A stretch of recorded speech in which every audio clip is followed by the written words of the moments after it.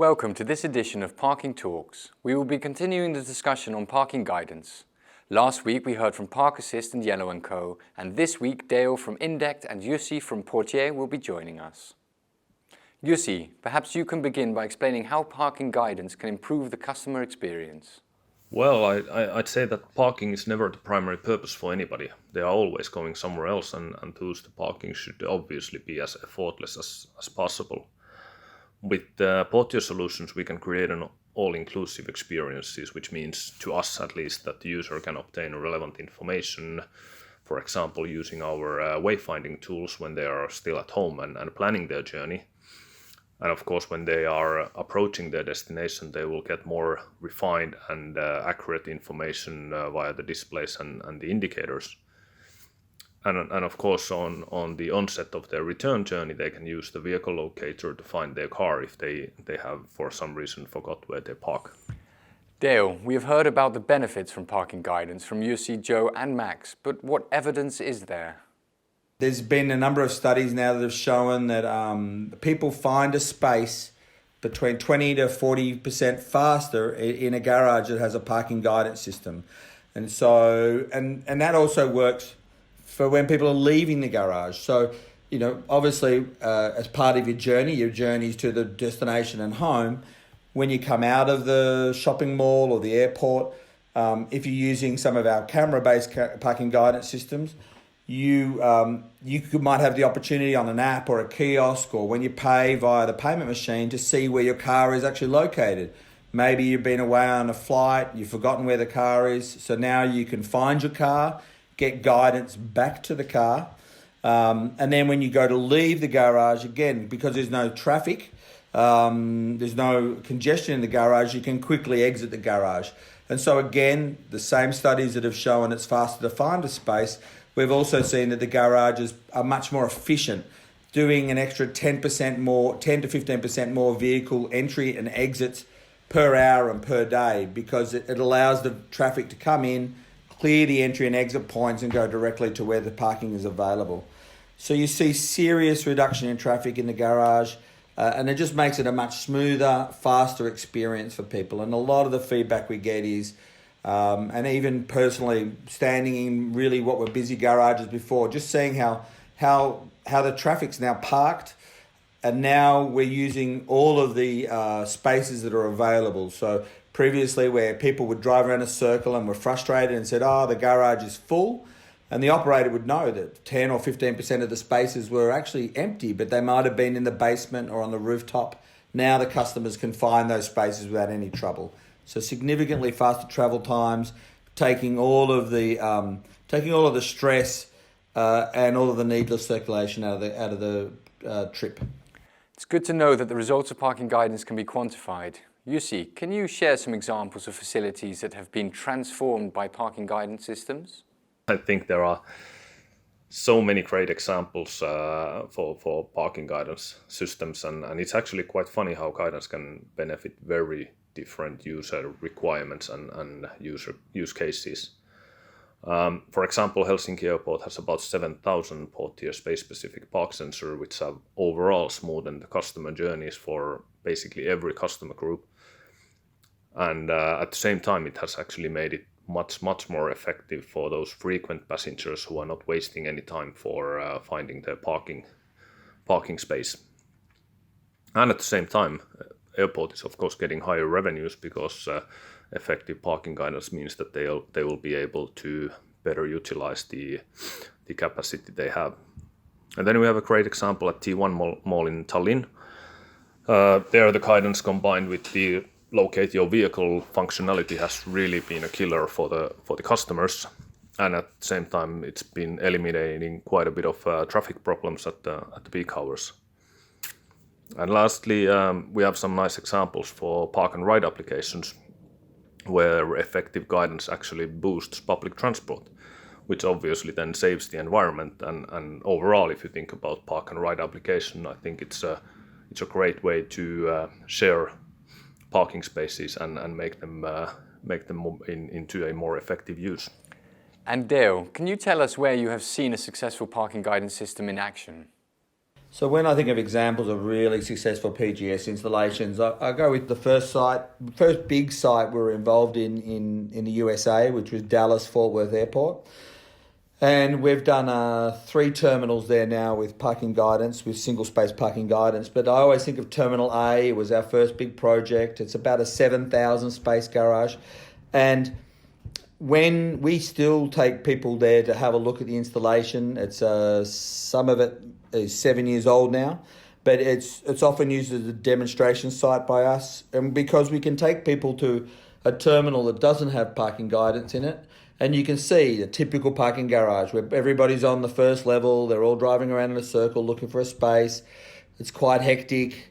There's quite a lot of cars that are propped, sitting, waiting for someone to move, hoping that someone's going to back out and all that sort of stuff.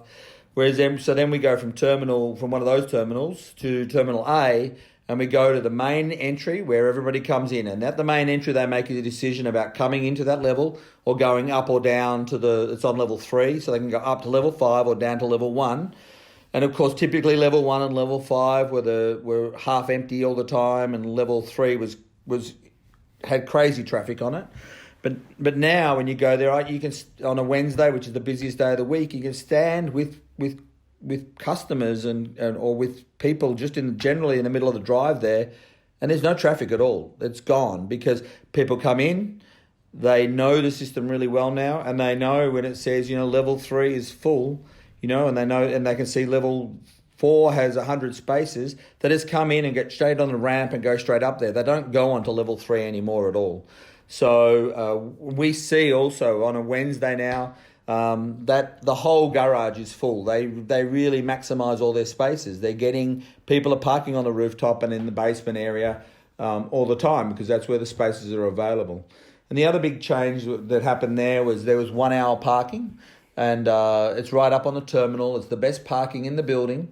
So what we did there, obviously it's signed 1 hour only, but when we first put the system in, there was a lot of people who were abusing that. So now we have the light above the space changes colour, and it flashes if someone overstays.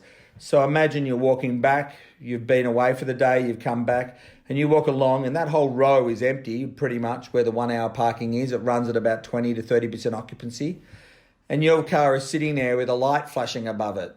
People learn really quickly, hang on, and maybe there's a note on it because the police officers there put notes on cars and potentially can fine them if they wanted to for overstaying in that area. But you come back and you learn straight away, hey, if I park there, I'm being detected and I'm going to be potentially get a fine. So people have learned now that they're not to park there. The average length of stay in that area is around 50 minutes now, and it's a very high turnover area, really convenient if you're picking someone up or dropping someone off to take you off the curb, off the frontage of the building. So both of them have been a huge success, and I could see practically how much it changed the behaviour in the parking lot. Thanks, Dale. Your examples certainly show the benefits of parking guidance, not just for drivers, but also for car parking operators and managers. Yussi, what developments can we expect from Portier this year?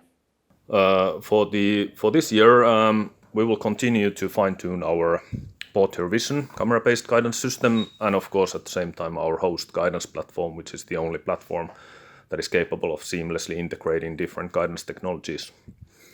We'll be adding some new technologies and functionalities, and at the same time, of course, from the commercial perspective, we'll keep expanding our global presence. Right now, I think it really looks like it's going to be a thrilling 2019, and we're excited to see what it's going to bring to us. We look forward to seeing what new technologies and functionalities you add to your portfolio. Dale, what projects will INDEC be working on in 2019? We're finishing a number of large contracts at the moment with some big sites in the US. We've done T-Mobile, their headquarters in Redmond. We're finishing up a 4-garage project there. Des Moines Airport, we finished our proof of concept there last year. It went through the winter where we had snow in the garage and 100-degree variation in temperature over a couple of days. So that's going to be expanded through the whole of the garage there. Navy Pier will be up and running by summer, which will provide a better amenity to the visitors there, including Find My Car, and an interface to TIBA system there. And Disney World is being finished off. And the big project that we start this year and finish in early next year will be Atlanta Airport, which is the world's busiest airport. We're really excited to be a part of that project, and I think we're going to start the installation around August. We've been doing a lot of interfaces as well. We completed some interfaces with Park Connect and TIBA and HTS and NEDAP last year. This year, with part of the Atlanta project, we'll have an interface completed to Hub, which will allow us to do Find My Car and premium parking on the Hub systems. We see a lot of opportunity for premium parking. We've had a very successful installation in Chicago with Michael Prussian in one of his garages, and we're doing premium parking at that facility. That's going to be rolled out to a couple of sites, and we're talking to a lot more customers about premium parking. We're very proud of the fact that it's working so successfully at the Row Garage. Technically, as well as the premium parking product, the other things that we're working on or have just completed, we're doing some cellular communications from our systems to the cloud from Microsoft. So they've got a multi-garages that are being linked to the Azure cloud where our software is being hosted, and it's all being put together using cellular communications, which is great. Takes out a lot of infrastructure requirements. We're partnered there with T-Mobile for their very latest cellular products. And also, one of our bigger new products is the outdoor detection camera. So we call it the ODE. We're rolling that out. It's been rolled out in 3 sites in the USA at the moment.